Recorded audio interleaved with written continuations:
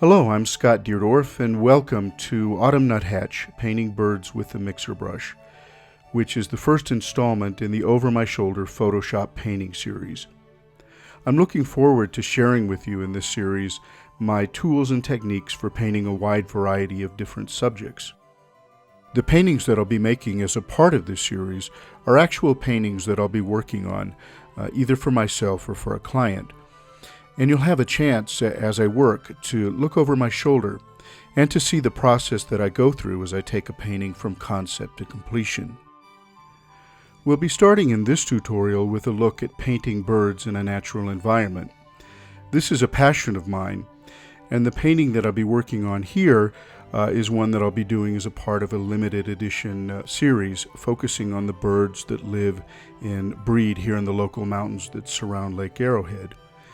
Which is a place that for the last 3 years I've been lucky enough to call my home. I enjoy painting birds for lots of different reasons. I love the color combinations they offer, all the different feather patterns they present. And one of the things I love about living where I live is that we have the opportunity to watch and photograph them year-round. The bird that'll be the main character in this painting is a red-breasted nuthatch. And on occasion, we've seen these small, energetic little birds in the forest here. We'll begin with this tutorial by first looking at the tools that we'll be using. Next, we'll be pre-visualizing a finished painting and then creating a composition by laying out the different elements of our painting within a frame.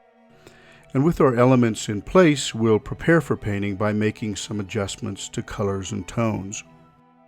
Then, as we begin the painting process, we'll focus first on the oak leaves and branches that will provide a perch for our nuthatch, and then we'll focus on the nuthatch itself.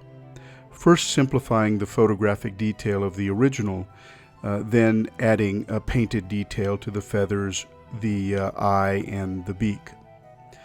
With those things done, we'll be painting in the background sky, using our mixer brushes to add brush strokes and a bit of color to the background area.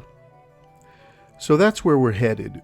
And of course, as I work through this painting, you're welcome to work along with me using the resources that I've made available to you.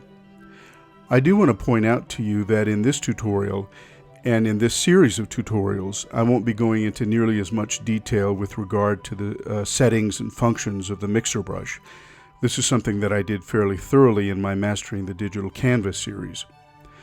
If you haven't viewed these tutorials, you may want to take a look at these to get a better understanding of all the different ways this tool can be used. How to design your own brushes, customize the look of your brushes, and I think you'll find there's a lot of useful information there with regard to just the general process of painting portraits. Whether you enjoy painting portraits of people or of animals.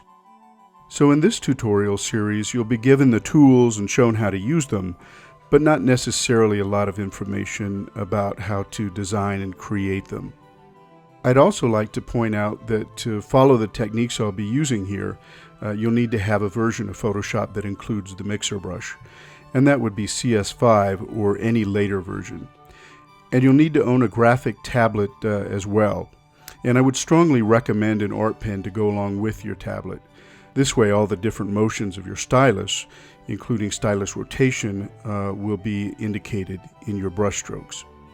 So if you're ready, let's move on to the next chapter, where we'll take a brief look at the workspace and tools I'll be using for this painting.